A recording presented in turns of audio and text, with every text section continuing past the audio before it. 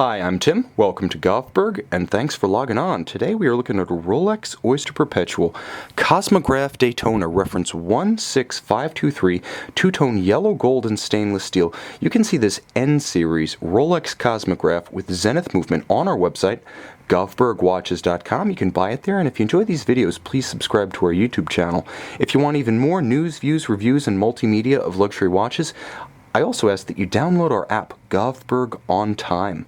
Now, on my wrist, 6 1/3 inches, 16 centimeters in circumference, you can see that although this watch is an N-Series built in roughly 1991, it has the stance, the presence, and the essential character, including most of the important details of today's 2016 Rolex Cosmograph. And the reason is, with the debut of the automatic winding metal tachymetric scale Zenith-powered Daytona in 1988, Rolex caught lightning in a bottle. They got it right out of the gate. What had traditionally been a slow-selling model line, the Cosmograph Daytona chronograph, immediately became a hot seller, and it stayed that way, and it has stayed that way to date. Now, the watch has the stance, the presence, the details of a modern timepiece. Nevertheless, it has a number of vintage elements that mean it wears a little bit more compact than a current generation Daytona. Now, that starts with the bracelet, which in this case is actually an I-code 1984, yet early 90s correct in terms of specification, reference 78363 with 403 end links. So this is the kind of bracelet that would have been fitted to this watch during the N-Series production. This particular example, however, born in 1984, was selected simply for its outstanding condition, and it's beautifully matched to this watch, featuring hollow center links and hollow end links. It allows the watch to wear more compact. Here's why. From lug to lug, the watch measures 47.5 millimeters.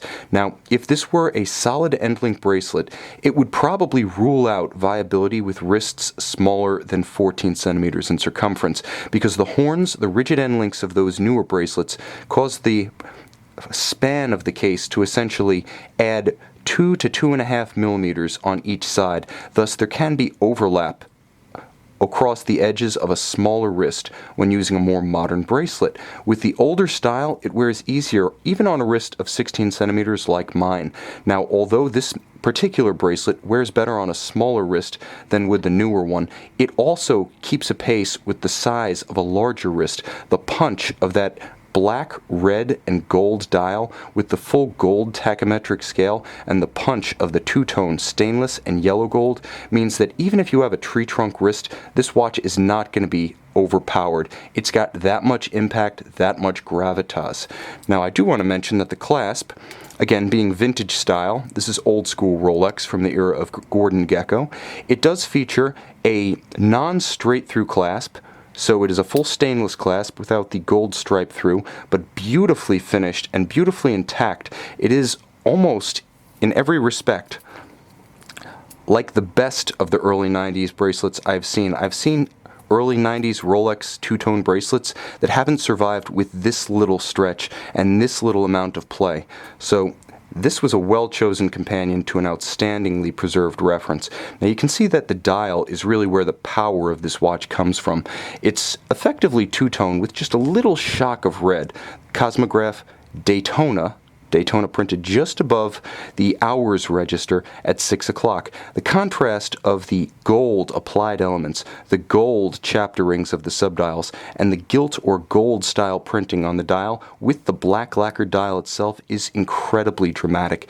And I'll throw in that this is what's known as the Mark IV dial from the Zenith-powered Daytonas. You can see that although the 6 in the hours subregister at 6 o'clock has been flipped so it no longer looks like a 9. Nevertheless, we are still looking at a tritium signed dial, so it's not the Mark V, it's not the final example. So this watch has the best of both worlds. It has some of the charming elements of the old Zenith-powered Daytona, meaning constant seconds are at 9 o'clock rather than the in-house 6 o'clock. But it also has the tritium dial, so that as the tritium luminescent elements on the indices and the hands fade, they actually become more like the gold itself. They fade to an ecru patina, and it becomes more visually consonant with the dial two-tone itself. So instead of having black, gold, and white on the indices, it's just black and gold. It's very becoming, very handsome. And these Zenith-powered Daytonas are really becoming the new collectible classics. You can see the outstanding condition of the bracelet and the back side of the case. I recently hosted an auction in which one of these watches with the arguably less desirable silvered dial went absolutely nuts and sold for $17,000 before the 25% buyer's premium. So this is clearly a watch that's on the rise. Although these watches were built from 1988 to 1999, they're already being treated as collectible vintage pieces in the Rolex catalog, yet with automatic winding, sapphire crystal, the same size, look, proportions, and details as the contemporary model, it's effectively a vintage-style watch with collectability built in, appreciation potential, and yet the usability of an everyday modern timepiece.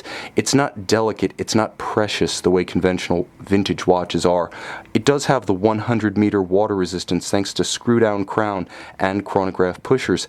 This is an outstanding way to get into collectible Rolex without mortgaging the house. Built during the 1990s, Zenith actually provided the movement. It's redesigned by Rolex to include a new winding system, a new free-sprung balance, and instead of a flat hairspring, a Breguet overcoil enhanced to COSC chronometer specifications.